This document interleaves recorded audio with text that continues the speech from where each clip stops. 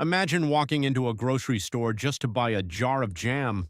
You walk down the aisle and you're greeted with 24 different flavors. Strawberry, raspberry, peach, fig, blueberry, the options seem endless.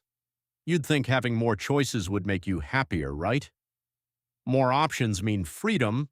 It means you're guaranteed to find the exact perfect flavor for your taste buds. So why do you stand there for 10 minutes staring blankly at the glass jars, feeling an overwhelming surge of anxiety, only to walk out of the store without buying anything at all? Welcome to the paradox of choice. In modern society, we operate under a fundamental assumption: more choice equals more freedom, and more freedom equals more happiness. It sounds logically sound. But behavioral psychology proves that human brains are fundamentally incapable of processing infinite options without suffering a severe mental penalty. To understand why, we have to look at a famous 2000 study conducted by psychologists Sheena Iyengar and Mark Lepper. They set up a jam tasting display at an upscale food market. On some days, they offered a display with 24 varieties of gourmet jam. On other days, they displayed only 6 varieties. The results were astonishing. When 24 jams were displayed, 60% of shoppers stopped to look, but only 3% actually bought a jar. When only 6 jams were displayed, fewer people stopped, only 40%, but a staggering 30% of them actually bought a jar.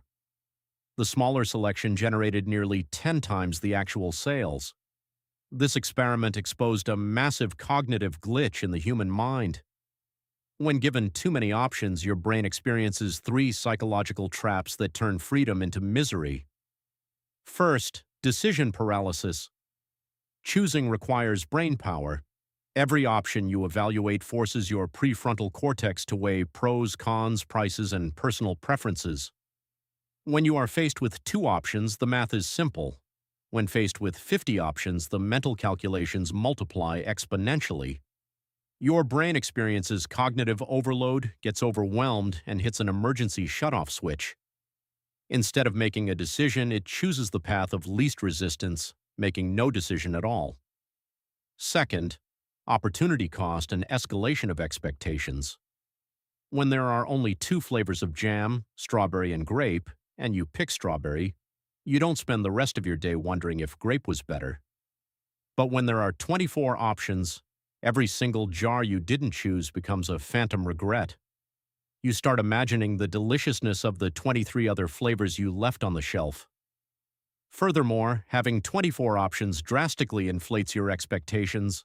You expect your choice to be absolute perfection. If the jam you picked is even slightly disappointing, you blame yourself. With 24 options available, I should have picked a better one. If there were only 2 options, you'd blame the store. With 24 options, you blame yourself. And third, buyer's remorse.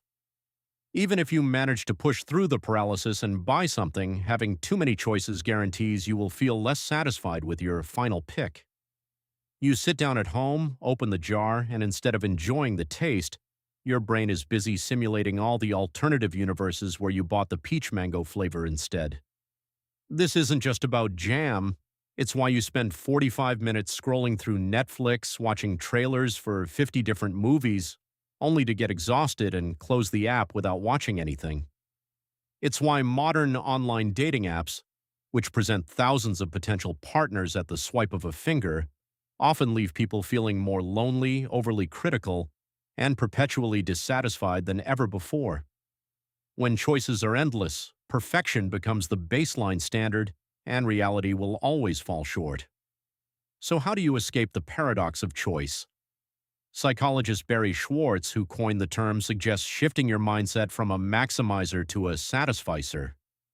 A maximizer insists on examining every single available option to ensure they get the absolute best deal or product possible. They suffer the highest levels of regret and decision fatigue. A satisficer, on the other hand, sets clear, basic criteria before they start looking. Once they find an option that meets those standards, even if it's the second option they see, they buy it and move on with their life, never looking back. Freedom isn't about having infinite options. Real freedom is having the discipline to limit your choices, accept good enough, and free up your precious mental energy for the things that truly matter.